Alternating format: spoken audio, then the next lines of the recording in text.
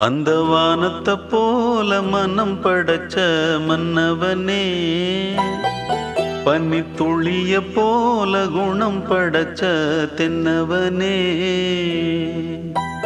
மஞ்சளிலே ஒரு நூலெடுத்து விண்ணுக்கும் மண்ணுக்கும் சம்பந்தம் உண்டுன்னு சொன்னது யாரு? அது மன்னவன் பேரு. அந்த வானத்தை போல மனம் படைச்ச மன்னவனே, பனி துளிய போல குணம் படைச்ச தென்னவனே.